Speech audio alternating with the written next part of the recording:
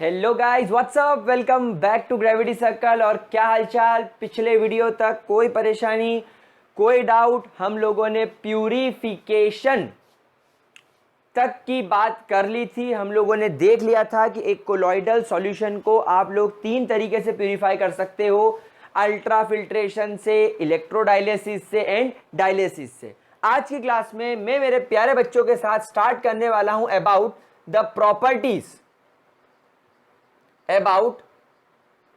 the properties of colloids. So now we are going to discuss the properties of colloids. मतलब colloids की क्या क्या properties है जो हमें यहां पर पढ़ना है। और सबसे पहली प्रॉपर्टी जो आपको पढ़ना है वो आ रही है कॉलीगेटिव प्रॉपर्टीज। कौन सी प्रॉपर्टीज? Colligative properties. क्या ये नाम सुना सुना लग रहा है?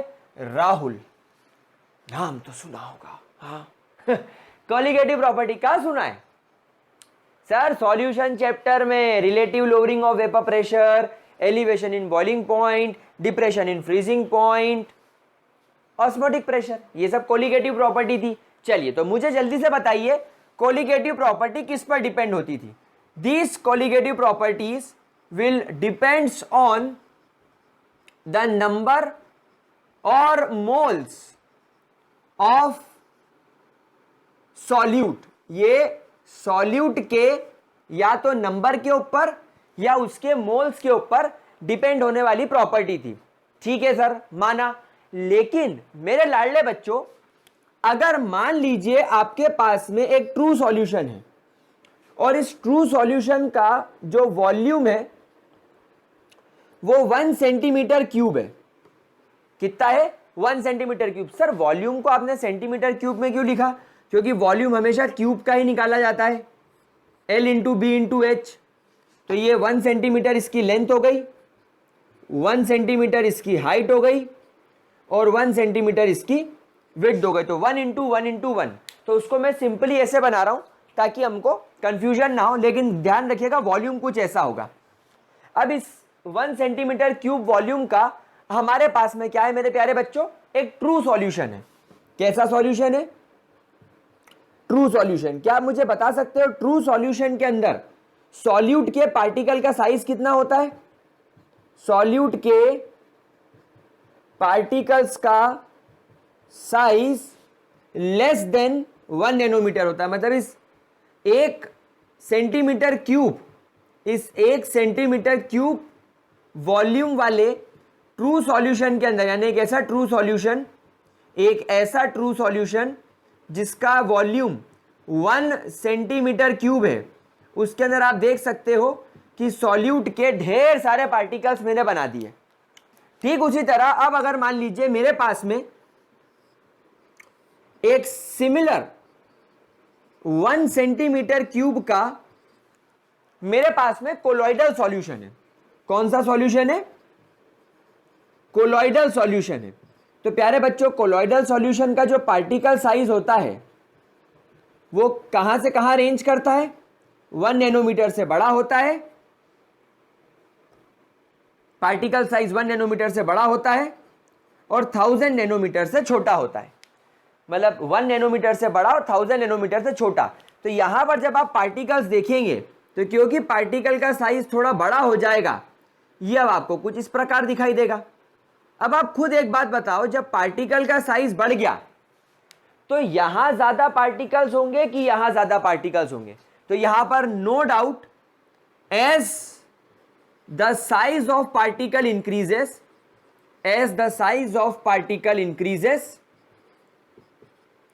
their number in a given volume,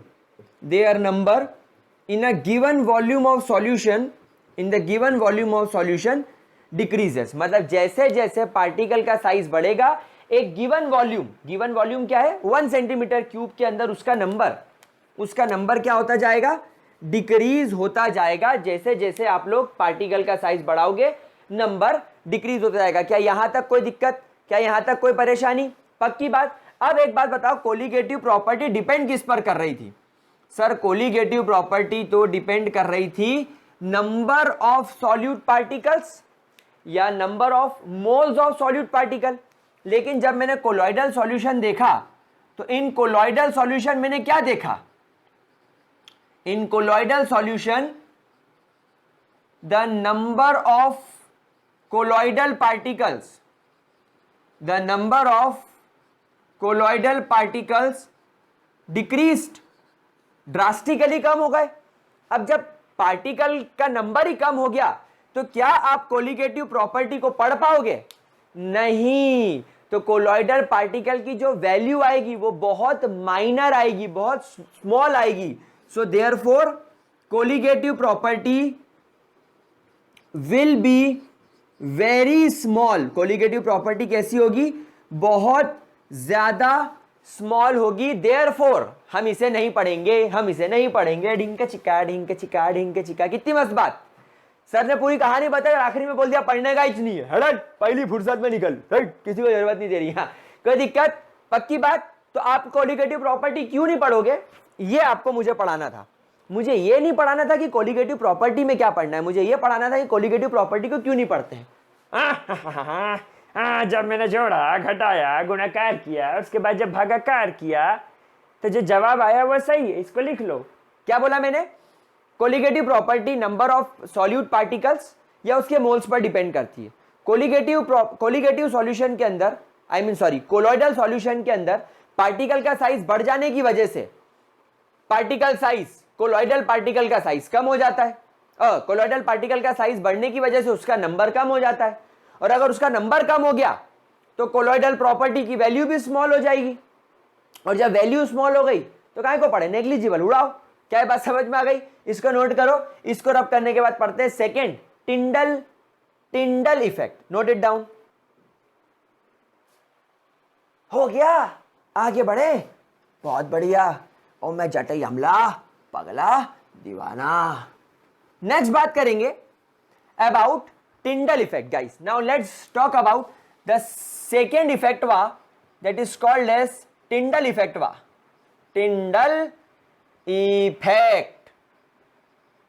टिंडल effect. Now guys Tyndall effect का मतलब क्या होता है? देखो सीधी सी बात है। लेट्स इमेजिन, एक बिल्कुल सीधा सा पॉइंट अपन इमेजिन करते हैं। एक बीकर है और इस बीकर के अंदर मैंने एक ट्रू सॉल्यूशन भर दिया। कौन सा सॉल्यूशन भरा? अभी इस बीकर के अंदर मैंने जो सॉल्यूशन भरा, कौन सा सॉल्यूशन भरा? True solution. यहां पर एक लाइट सोर्स है, एक लाइट सोर्स से लाइट निकल रही है, एक लाइट सोर्स से इस तरीके से लाइट निकल रही है। एक काम करते हैं, इसको लाइट सोर्स को थोड़ा सा नीचे रखते हैं। यहां पर इस तरीके से अपने पास में एक लाइट सोर्स है, इस लाइट सोर्स से इस तरीके से लाइट निकल रही है, और जब लाइट इस सॉल्यूशन के अंदर पड़ेगी तो ये ऐसी बाहर निकल जाएगी। और जब आप इसे एग्जैक्टली 90 डिग्री के एंगल्स पर देखेंगे तो 90 डिग्री का एंगल कैसे बनेगा? देखो ये स्ट्रेट लाइन बनी और ये 90 डिग्री का एंगल हो गया। मतलब जब आप यहां पर जब आप लोग एक माइक्रोस्कोप लगाकर या अपनी आंखों से जब आप इसे देखोगे तो आपको यहां पर कुछ भी नहीं दिखेगा। आपको यहां पर, अच्छा ये पूरा जो आप सिस्टम चला रहे हो, ये काय में चला रहे हो? आपको ये सिस्टम पूरा डार्क रूम में करना है। बिल्कुल एक अंधेरा रूम लेना है, एक डार्क रूम में एक बीकर के अंदर ट्रू सॉल्यूशन भरना है। नमक को पानी में घोल दो, शक्कर को पानी में घोल दो, एक लाइट सोर्स से एग्जैक्टली स्ट्रेट लाइन एक लाइट की इस पर गिराओ और आप 90 डिग्री के एंगल से उसको देखो ऐसे। मुझे तो दिख रहा है।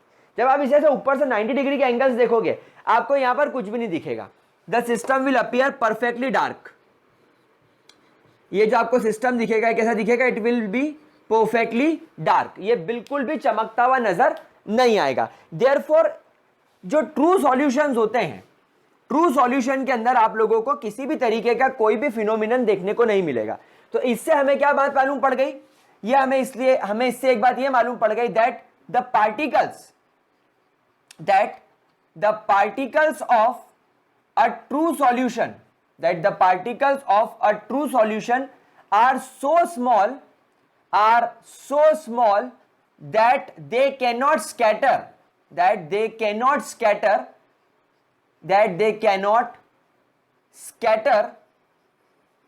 the light. और जब लाइट स्कैटर नहीं होगी तो हमें दिखेगी नहीं. आप मेरी बात को समझना. जैसे फॉर एग्जाम्पल अभी इस रूम में आपको जो लाइट दिख रही है, आपको लाइट का पाथ दिख रहा है क्या कि लाइट कहां से आ रही है? ऐसा दिख रहा है सर ये लाइट जा रही है, खड़ा आगे लाइट जा रही है, सर ये लाइट जा रही है, सर ये लाइट जा रही है, सर ये लाइट जा रही है, सर ये लाइट जा रही है, सर ये लाइट जा रही है, सर ये लाइट जा रही है. ऐसा हो रहा है क्या? नहीं. क्या हो रहा है? लाइट का पाथ हमें नहीं दिख रहा. समझ में आ रही है बात आप लोगों को? यहां तक कोई दिक्कत? तो क्यों? क्योंकि लाइट स्कैटर नहीं हो रही है.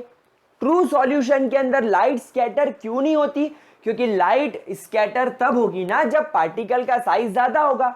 लेकिन ट्रू सॉल्यूशंस में तो पार्टिकल का साइज ज्यादा ना होने की वजह से, पार्टिकल का साइज बहुत छोटा होने की वजह से लाइट सीधी निकल जाती है और हमें कुछ भी नहीं दिखता.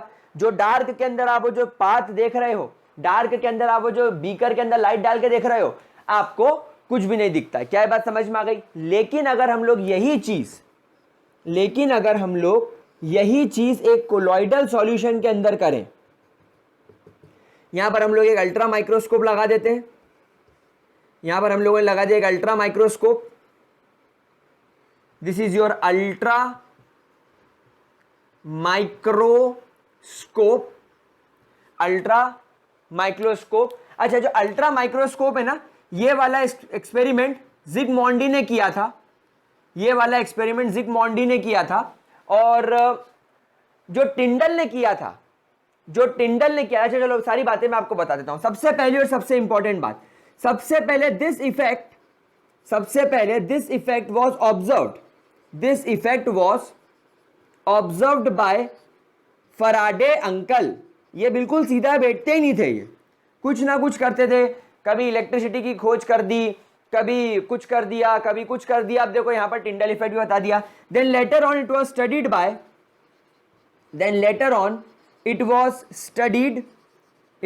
Studied by Tyndall, John Tyndall. It was studied by Tyndall and named this as Tyndall effect. और बाद में इसको क्या नाम दे दिया? Tyndall effect. एंड बाद में आए जिगमॉन्डी, और जिगमॉन्डी ने क्या किया? इस इफेक्ट को studied this effect by making an ultra microscope. एक अल्ट्रा माइक्रोस्कोप की मदद से इसे स्टडी किया. जो डायग्राम मैं आपके सामने बना रहा हूं, इसमें बस टिंडल में और जिगमॉन्डी के एक्सपेरिमेंट में क्या फर्क था? जिगमॉन्डी ने यहां पर अल्ट्रा माइक्रोस्कोप लगाया था और टिंडल ने इसे मैं मेरी नेकेड आईज से इसे देखूंगा. बस यही डिफरेंस था. टिंडल ने इसे नेकेड आईज से देखा और जिगमॉन्डी ने इसे माइक्रोस्कोप लगाकर देखा. ठीक है. अब यहां पर एक लाइट सोर्स रखा गया. जैसे लाइट सोर्स निकला, यहां पर एक कोन लगाकर, एक लेंस लगाकर लाइट को इस तरीके से डिविएट किया गया कि वो प्रॉपरली जाकर कोलॉइडल सॉल्यूशन के अंदर हिट कर सके. अब प्रॉब्लम यह है कि जो कोलॉइडल सॉल्यूशन है उसमें कोलॉइडल पार्टिकल का साइज तो बड़ा है. आप देख रहे हो कोलॉइडल पार्टिकल का साइज बड़ा है. तो जैसे ये लाइट आई, इस कोलॉइडल पार्टिकल से टकराई, ये स्कैटर होने लगी. तो आप यहां पर देख सकते हैं that light is getting scattered. तो लाइट इस तरीके से स्कैटर्ड हो गई और इसके बाद यहां से जो लाइट बाहर निकली और जिस रास्ते से लाइट आ रही थी, और मैं तो रास्ते से जा रहा था, ये वाला जो रास्ता था और ये जिस रास्ते से बाहर जा रही थी, ये सब विजिबल हो गया. क्या बात समझ में आ रही है? मतलब अब ऐसा दिखने लगा, हमें path of the light becomes visible. इस कोन को बोला जाता है Tyndall cone. This is your Tyndall cone. These are your dispersion particles हैं ये आपके. यहां पर क्या हो रहा है, ये हो रही है scattering of light, scattering of light. ये आप इसको अल्ट्रा माइक्रोस्कोप से ऑब्जर्व कर रहे हो 90 डिग्री के एंगल से, तो आपको लाइट स्कैटर होती हुई नजर आ रही है। और ये क्या है, ये है path of light, path of light which becomes visible, यानी अब आप लोगों को लाइट का जो पाथ है वो बिल्कुल विजिबल हो गया। And this effect is called as Tyndall effect. अब देखो ये तो थ्योरेटिकल बात हो गई, थोड़ा सा अपन इसको एक्सपेरिमेंटली समझने की कोशिश करते हैं, थोड़ा सा अपन इसको विजुअलाइज करने की कोशिश करते हैं। क्या यहां तक का पॉइंट क्लियर हुआ? अब ये कहां देखने को मिलता है, इमेजिन करो आप एक अंधेरे कमरे में बैठे हो, आप एक अंधेरे कमरे के अंदर बैठे हुए हो और सिर्फ एक वेंटिलेशन ऊपर लगा हुआ है और उस वेंटिलेशन से लाइट अंदर आ रही है। तो आपने देखा होगा कि अगर यूजुअली आप सनलाइट में बैठो या अगर आप अभी जिस रूम में मैं पढ़ा रहा हूं इस रूम में देखो, तो आपको बिल्कुल भी पता नहीं चल रहा है कि लाइट कहां से आ रही है। मतलब यूजुअली क्या होता है, वी कैन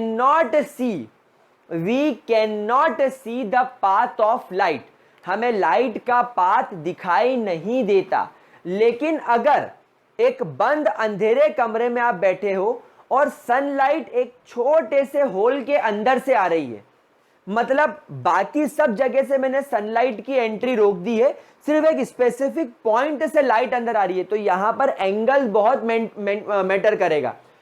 इसलिए आप देखो हमने एक एंगल मेंटेन किया हुआ है अल्ट्रा माइक्रोस्कोप का, और लाइट जिस एंगल पे पड़ रही है उससे 90 डिग्री बनाया है। तो जब रूम में लाइट एक स्मॉल वेंटिलेशन से अंदर आएगी तो वो एक प्रॉपर एंगल से अंदर आ रही है। अब जैसे वो लाइट एक प्रॉपर एंगल से अंदर आती है, अभी क्या हो रहा है, अभी इस रूम में एक कोलॉइडल सॉल्यूशन बना हुआ है जिसमें सारे डस्ट पार्टिकल एयर के अंदर डिस्पर्स होके ऐसे ऐसे ऐसे ऐसे ऐसे ऐसे घूम रहा है। लेकिन अभी क्या हो रहा है, जो लाइट उन डस्ट पार्टिकल्स पे पड़ रही है और पड़ने के बाद जिस एंगल पर स्कैटर हो रही है वो हमारी आंखों में नहीं पड़ रहा। बात समझना, बहुत बेसिक सी बात है। पार्टिकल छोटा है भाई, 1 नैनोमीटर से 1000 नैनोमीटर के बीच में माना पार्टिकल है, लेकिन छोटा है। तो लाइट आई, उस पर पड़ी और उस पर पड़ने के बाद उधर निकल गई। लाइट आई, इस पर पड़ी और स्कैटर होकर उधर निकल गई। अब अगर ये लाइट उधर निकल गई और मेरी आंखों में या कैमरा लेंस पे नहीं पड़ रही है, तो आपको ये पार्टिकल दिखेगा क्या? नहीं दिखेगा। तो अभी भी स्कैटरिंग ऑफ लाइट इस रूम में चल रहा है, लेकिन हमें दिख नहीं रहा है क्योंकि प्रॉपर एंगल पे नहीं, क्योंकि कोलॉइडल पार्टिकल का साइज छोटा है। लेकिन अगर आपने प्रॉपर एंगल पे इसको ऑब्जर्व किया, एक अंधेरे बंद कमरे में एक वेंटिलेशन में से जब लाइट आ रही है तो एक प्रॉपर एंगल पर आ रही है। अब क्या हो रहा है, अब वो डस्ट पार्टिकल पे लाइट पड़ रही है और डिविएट होकर सीधा आपकी आंखों पे गिर रही है। तो अब क्या हो रहा है, अब आपको वो लाइट का जो पाथ है वो विजिबल हो गया है। अब आपको दिख रहा है कि हाँ, ये इतने पोर्शन में लाइट, इतनी चौड़ी लाइट अंदर रूम में आ रही है, क्योंकि वो जो लाइट है वो आपकी आंखों पे गिर रही है। तो बाकी पूरा रूम अंधेरा है और वो पोर्शन आपको दिख रहा है। तो that effect is called as Tyndall effect. ये टिंडल इफेक्ट आप लोगों को और भी कई जगह देखने को मिलता है। जैसे अगर बहुत ठंड हो और पूरी तरफ धुंध जमी हो या कोहरा जमा हो, कोहरा जैसे रात में हो जाता है, अब आप एक रोड पर चल रहे हो तो एक स्ट्रीट लाइट अगर है तो स्ट्रीट लाइट में से लाइट इस तरीके से बाहर निकल रही है, ये इस तरीके से बाहर निकल रही है, इस तरीके से चौड़ी होती है, फैलती हुई बाहर निकल रही है और ऐसी वी में आगे बढ़ रही है। तो आपको वो दिखेगा कि लाइट इतने पास में इतनी चौड़ी हुई, फिर इतनी, फिर दूर जाते जाते पूरी स्कैटर हो गई। तो आपको लाइट का पाथ विजिबल हो जाता है। तो what is Tyndall effect? What is Tyndall effect? It is the effect in which the path of light becomes visible. The path of light becomes visible due to its scattering by the colloidal particles, due to its scattering by the colloidal particles. colloidal particles क्या करते हैं, इसको scatter कर देते हैं, इसकी scattering कर देते हैं और आपको ये दिखने लग जाता है। It is very easy. Tyndall effect के अंदर कोई भी ज्यादा परेशानी, कोई भी ज्यादा टेंशन लेने वाली बात नहीं है। क्या इतने पॉइंट्स क्लियर हो गया? क्या टिंडल इफेक्ट क्लियर हो गया? जिगमॉन्डी ने क्या किया था, जिगमॉन्डी ने टिंडल इफेक्ट को अल्ट्रा माइक्रोस्कोप से देखा था। तो जिगमॉन्डी ने एक स्टेटमेंट दिया था कि जब मैं अल्ट्रा माइक्रोस्कोप से देखता था तो कोलॉइडल सॉल्यूशन के अंदर जिस भी कोलॉइडल पार्टिकल से लाइट आकर टकराती थी और वो स्कैटर होती थी, वो कोलॉइडल पार्टिकल एक तारे की तरह चमकता हुआ मुझे दिखता था। That colloidal particle shines like a star. तो एक तारे की तरह चमकता हुआ आपको नजर आएगा जब आप अल्ट्रा माइक्रोस्कोप से देखेंगे। अगर आप अल्ट्रा माइक्रोस्कोप से नहीं देखेंगे और नेकेड आईज से देखेंगे तो आपको कोलॉइडल पार्टिकल नहीं नजर आएगा, सिर्फ आपको पाथ ऑफ लाइट विजिबल होता हुआ दिखाई देगा। क्या ये बात समझ में आ गई? किसी भी तरीके का कोई भी डाउट? पक्की बात? Sure shot? Now Tyndall effect करवाने के लिए बेटा कुछ कंडीशंस हमें ध्यान रखनी होगी। हमारे पास में कुछ कंडीशंस होनी चाहिए जो हमें पता होनी चाहिए। सबसे पहली कंडीशन होती है जो रिफ्रैक्टिव इंडेक्स होता है या इंडाइसेस बोलते हो आप उसको, जो भी बोलना चाहो, of dispersion face and dispersion medium should be largely different from each other, एक दूसरे से दोनों के रिफ्रैक्टिव इंडेक्स के अंदर जमीन आसमान का फर्क होना चाहिए। मतलब दोनों एक दूसरे से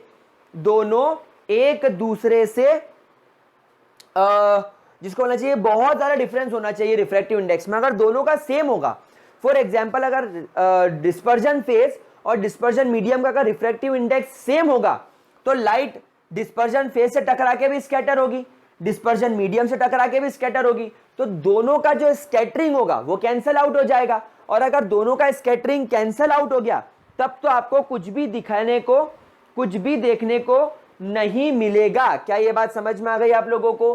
क्या इसके अंदर किसी भी तरीके का कोई दिक्कत? क्योंकि दोनों एक दूसरे को कैंसल आउट कर देंगे। डिस्पर्जन फेस का रिफ्रैक्टिव इंडेक्स डिस्पर्जन मीडियम के रिफ्रैक्टिव इंडेक्स को कैंसिल कर देगा, तो आपको लाइट नहीं दिखेगी। तो टिंडल इफेक्ट करने के लिए रिफ्रैक्टिव इंडेक्स डिस्पर्जन फेस और डिस्पर्जन मीडियम का बहुत ज्यादा अलग होना चाहिए। क्या यह पॉइंट क्लियर हो गया? अब दूसरी खास बात, दूसरा कंडीशन जो हमारे पास में वो अपन यहां से लिखेंगे, that the diameter of dispersion face particle should not be much smaller than the wavelength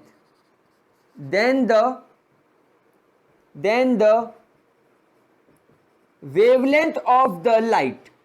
इसका मतलब यह है कि अगर मान लीजिए वेवलेंथ, लाइट की वेवलेंथ ज्यादा बड़ी है और डिस्पर्जन फेस के पार्टिकल का डायमीटर छोटा है, फिर तो लाइट उसको क्रॉस करती हुई आगे बढ़ जाएगी, फिर तो लाइट उसको चीरते हुए आगे बढ़ जाएगी, तो स्कैटरिंग नहीं हो पाएगी। तो आप चाहोगे ना कि आपके डिस्पर्जन फेस का डायमीटर एटलीस्ट इतना बड़ा हो कि जब वो एक स्पेसिफिक वेवलेंथ वाली लाइट आए, उससे टकराए, तो टकराने के बाद स्कैटर हो जाए, टकराने के बाद इधर उधर निकल जाए। लेकिन अगर छोटा होगा तो वो उसको टकरा के आगे बढ़ जाएगी। तो यहां पर आप लोगों को दो फैक्टर याद रखने। दूसरा फैक्टर क्या है? डिस्पर्जन फेस के पार्टिकल का साइज छोटा नहीं होना चाहिए, एटलीस्ट इतना बड़ा तो होना चाहिए जितनी बड़ी आपके लाइट की वेवलेंथ है, ताकि उनके बीच में स्कैटरिंग हो पाए।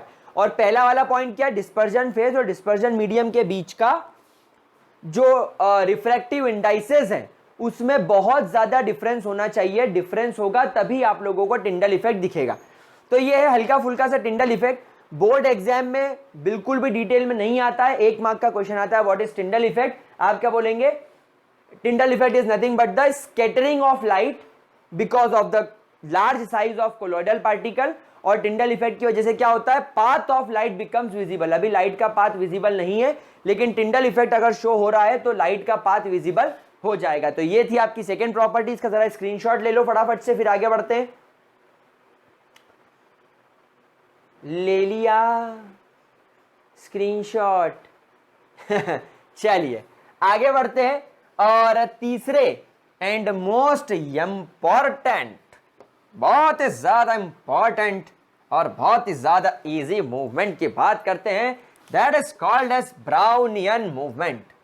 ब्राउनियन, ब्राउनियन, भूरा भूरा, गुड़िया नी तेरे ने कुड़िया नी तेरे, ब्राउन रंग ते मुंडे पट्ट दे नी सारे मेरे टाउन दे, मूवमेंट, मेरे टाउन दे, मेरे टाउन दे, मेरे टाउन, मेरे टाउन, मेरे टाउन दे। हाँ, Brownian movement.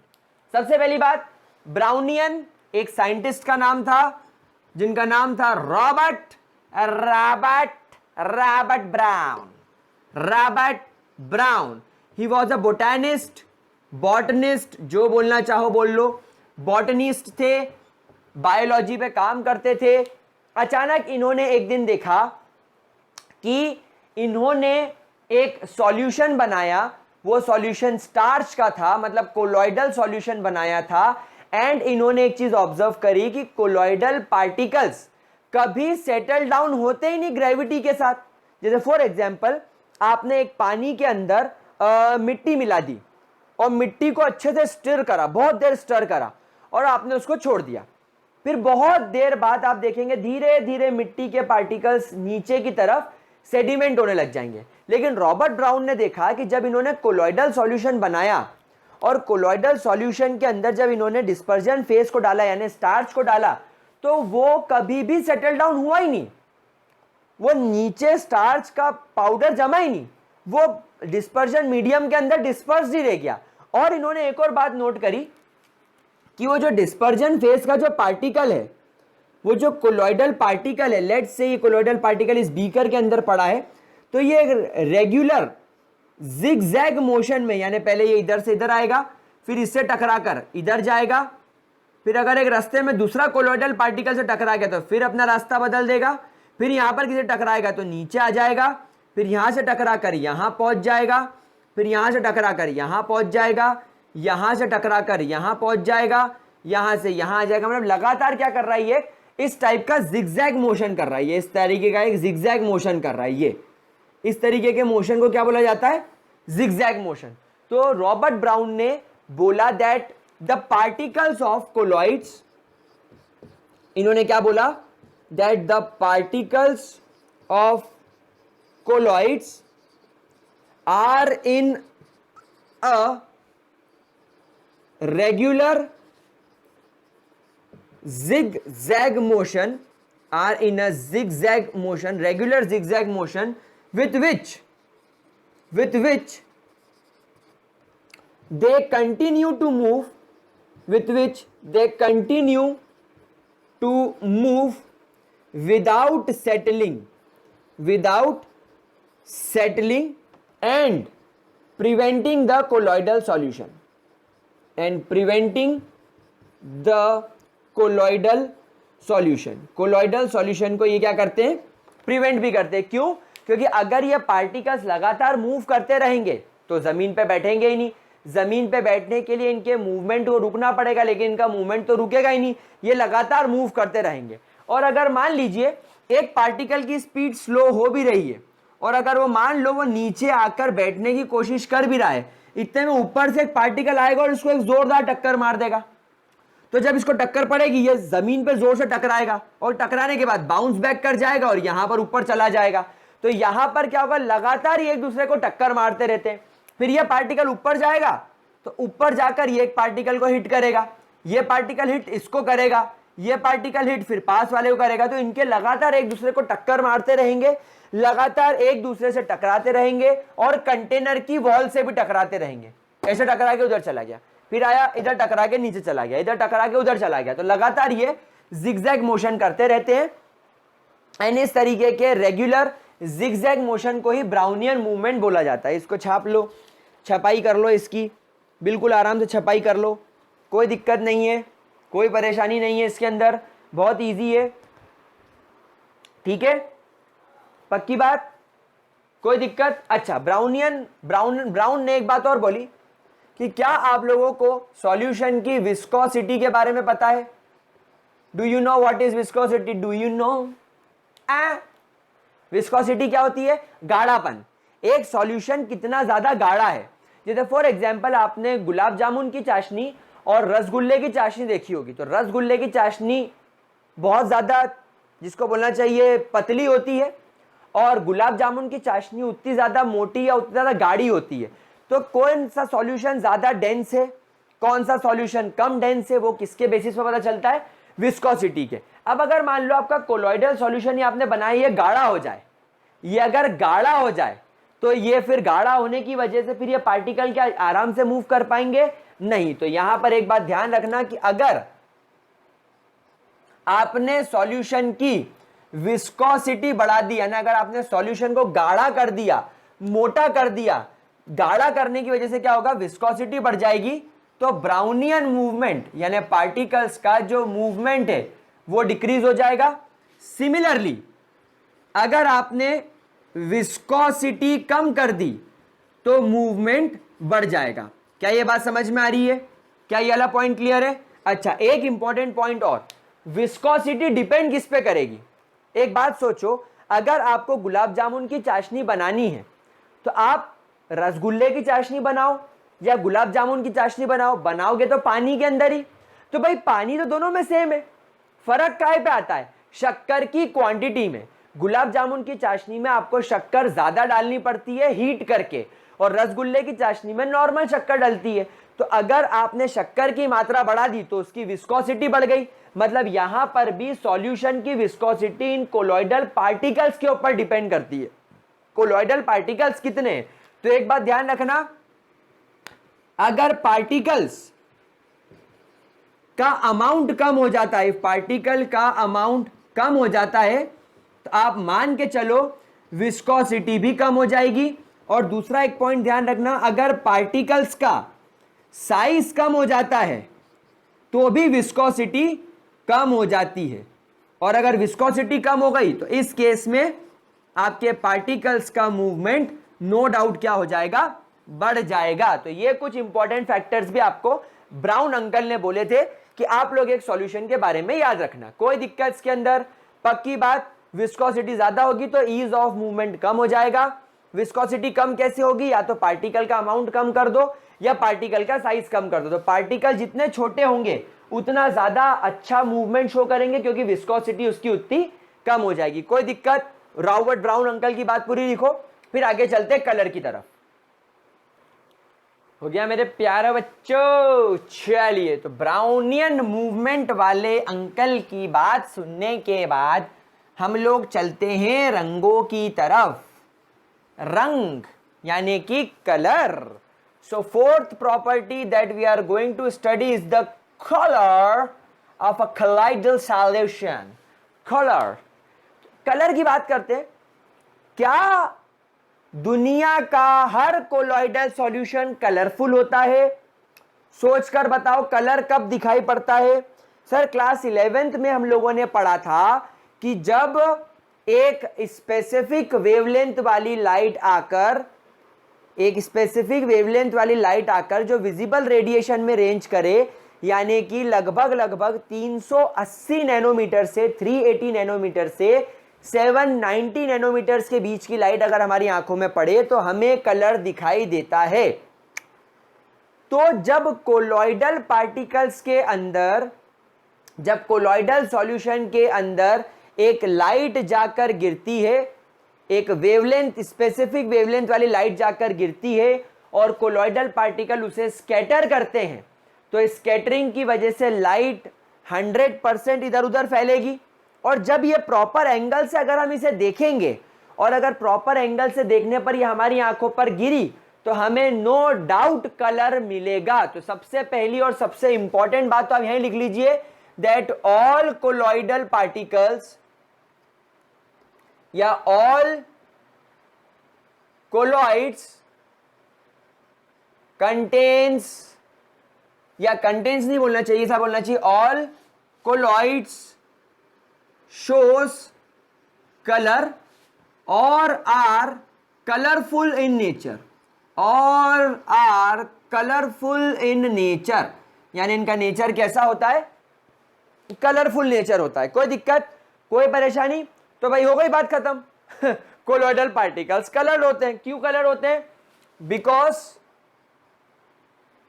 Of the light which is scattered, light which is scattered, light which is scattered by the solution have a specific wavelength, have a specific wavelength due to which we observe color, due to which we observe color, यानी जिसकी वजह से हमें colour दिखाई पड़ता है, क्योंकि उन लाइट का जो स्कैटर हो रही है उनकी एक स्पेसिफिक वेवलेंथ होगी, और वो वेवलेंथ देखा गया है कि वो विजिबल रेडिएशंस के आसपास ही होती है, विजिबल रेंज की होती है, इसलिए हमें कलर दिखाई पड़ता है। आपको एक बहुत इंटरेस्टिंग सा एग्जांपल मैं बताता हूं। अगर आपके पास में मिल्क इन वाटर नाम का कोलॉइडल सॉल्यूशन है, if you have milk in water solution, milk in water नाम का कोलॉइडल सॉल्यूशन है, तो अगर आप इसे रिफ्लेक्टेड देखेंगे, अगर आप इसकी रिफ्लेक्टेड लाइट्स देखेंगे और अगर आप इसकी ट्रांसमिटेड लाइट्स देखेंगे, तो पहले बात तो मुझे ये बताओ कि क्या आप लोगों को रिफ्लेक्टेड और ट्रांसमिटेड लाइट्स के अंदर डिफरेंस पता है? Do you know that what is the reflected light, what is the reflected light? क्या आप लोगों को रिफ्लेक्टेड लाइट और अपना रिफ्लेक्टेड लाइट और ट्रांसमिटेड लाइट में फर्क पता है? रिफ्लेक्शन कब होगा? रिफ्लेक्शन होगा जब लाइट आएगी, टकराएगी और एक मीडियम से टकराने के बाद अपना रास्ता चेंज करके चली जाएगी, उसको बोलते हैं रिफ्लेक्टेड लाइट। और ट्रांसमिटेड लाइट का मतलब क्या होगा? जो आर पार निकल जाएगी, जो बिना रिफ्लेक्ट किए एक मीडियम के आर पार निकल जाएगी, हल्का फुल्का स्कैटरिंग होगा लेकिन आर पार निकल जाएगी। तो जब आप एक मिल्क इन वाटर के कोलॉइडल सॉल्यूशन की रिफ्लेक्टेड फॉर्म में देखोगे, मतलब अगर ये कोलॉइडल सॉल्यूशन है, ये लाइट आकर इस पर पड़ी और रिफ्लेक्ट हुई और मैं इसको ऐसे देख रहा हूं, तो मुझे milk in water blue colour का दिखाई देगा। और अगर मैं इसे ऐसे देख रहा हूं, मेरे आगे यहां पर ये मिल्क इन वाटर का सॉल्यूशन पड़ा है, लाइट आपकी तरफ से आ रही है, इस पर गिरी और मीडियम को क्रॉस करती हुई मेरी आंखों में पड़ रही है, मैं इसको पीछे से देख रहा हूं ऐसे, तो मुझे ये रेड कलर का दिखाई देगा। तो यहां पर खेल पूरी तरीके से लाइट की वेवलेंथ का होता है कि वो रिफ्लेक्ट करने के बाद किस वेवलेंथ की लाइट निकल रही है और ट्रांसमिट होने के बाद किस वेवलेंथ की लाइट निकल रही है। तो पूरा खेल कलर का किसके ऊपर डिपेंड करता है? About the on the wavelength of light, किस हिसाब की लाइट रिफ्लेक्ट होकर या ट्रांसमिट होकर आप लोगों के ऊपर गिर रही है, उसके ऊपर ये खेल डिपेंड करता है। मिल्क इन वाटर इसका बेस्ट एग्जांपल है। क्या ये बात समझ में आ गई? क्या इसके अंदर कोई दिक्कत? तो गाइज यहां पर हमारी कलर वाली प्रॉपर्टी खत्म होती है। अब गाइज हमारी कुछ दो शायद प्रॉपर्टीज बच रही है, एक तो चार्ज और एक इलेक्ट्रोफोरोसिस, जो कि दोनों इंपॉर्टेंट है, थोड़े बड़े टॉपिक भी है, तो उसको अपन डिस्कस करेंगे इन द नेक्स्ट पार्ट। आज ये चार प्रॉपर्टीज जो मैंने आपको पढ़ाई, इनको देख लो, चारों एक एक दो दो लाइन के क्वेश्चंस में आने वाली है, इसमें ज्यादा डिटेल में जाने की जरूरत नहीं है, इनफैक्ट जितना मैंने पढ़ा दिया है उतना काफी है। आज की क्लास मेरे प्यारे बच्चों यही हम लोग खत्म करते हैं, मिलते हैं अगली क्लास में जिसमें हम लोग charge on the colloidal particle and electrophoresis की बात करेंगे। ठीक है, तो आई गेस इतना पूरा तरीके से आपको अच्छे तरीके से क्लियर हो गया होगा। क्या इसके अंदर किसी भी तरीके की कोई प्रॉब्लम अगर हो तो कमेंट सेक्शन में लिख दो। See you guys in the next video, तब तक के लिए bye bye, have a great day.